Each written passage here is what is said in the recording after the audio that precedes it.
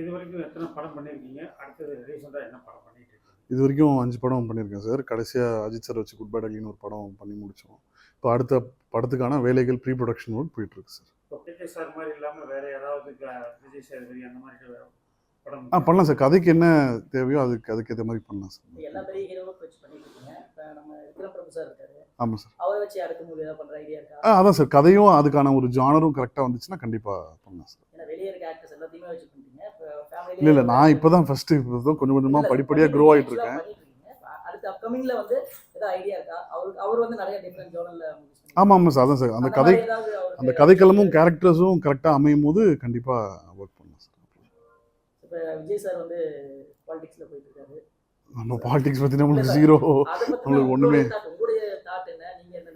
இல்லை. அதான் நம்மளுக்கு சினிமா தவிர வேறு எதுவும் நம்மளுக்கு சினிமாவே பொறுமையாக கற்றுக்கிட்டு இருக்கோம். இப்போ தான் நல்ல பெருசாக எனக்கு அதில் எதுவும் இது இல்லை சார். இப்போ விஜய் வந்து பார்த்தீங்கன்னா ஜனநாயகன் கடைசி படம்னு சொல்லியிருக்காரு. சரிங்க. ஒருவேளை அந்த படத்துக்கு அப்புறம் இன்னொரு பட வாய்ப்பு இருந்து அதை நீங்கள் டைரக்ட் பண்ணுறப்பாங்க என்ன பண்ணுவீங்க?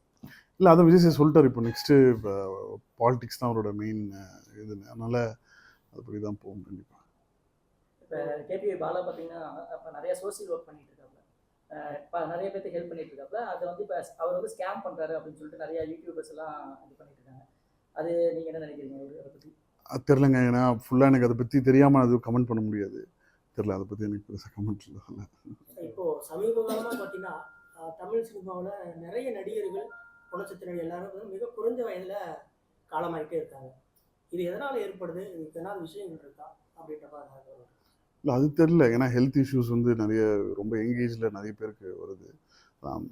அவங்க இண்டிவிஜுவலாக அவங்களுக்கு என்ன நடந்ததுன்னு தெரியாமல் அதை பற்றி நம்ம கமெண்ட் பண்ணுறது கரெக்ட் இல்லைன்னு நினைக்கிறேன். மலையாள மூவிஸில் வந்து பார்த்தீங்கன்னா இருக்கிற மாதிரி இந்த த்ரில்லிங் ஆக்ட் வந்து தமிழ் மூவிஸில் வந்து இல்லைன்னு சொல்லிட்டு, அதே மாதிரி ஓடிடி பிளாட்ஃபார்ம்லேயும் அவங்களுடைய மூவிஸ் தான் அதிகமாக ஒரு இம்பாக்டை வந்து இப்போ கொடுத்துட்டு இப்போ நம்ம தமிழில் வந்து அது மாதிரி நீங்கள் கிரியேட் பண்ணுறது பாசிபிலிட்டி இல்லை சார். தமிழ்லையும் நிறைய வருது சார். அதுக்கான ஒரு கரெக்டான ஒரு டைம் தான் அதுக்கு முக்கியம்னு நினைக்கிறேன். ஏன்னா மலையாள சினிமா வந்து ஃபஸ்ட்லேருந்தே கண்டென்ட் ஓரியன்ட் பேஸ்ட் படங்கள் பண்ணுறோம். நம்ம ஆகட்டும், தெலுங்கு சினிமா ஆகட்டும், ஹிந்தி சினிமா ஆகட்டும், நிறைய கமர்ஷியல் பேஸ்ட் படங்கள் பண்ணுறோம். ஸோ மக்களுக்கு என்ன தேவையோ அதுக்கேற்ற மாதிரி கொடுக்குறாங்க. அவங்க டேஸ்ட்டுக்கு அது கரெக்டாக ஒர்க் ஆகுது. நம்மளுக்கு ஏன்னா இல்லை நம்ம படத்துலையும் வருது. அதுக்கான ஃபோக்கஸ் வந்து மலையாளம் சினிமாவில் நிறைய வர்றதுனால ஃபோக்கஸ் அங்கே ஆகுதுன்னு நினைக்கிறேன். தேங்க்யூ.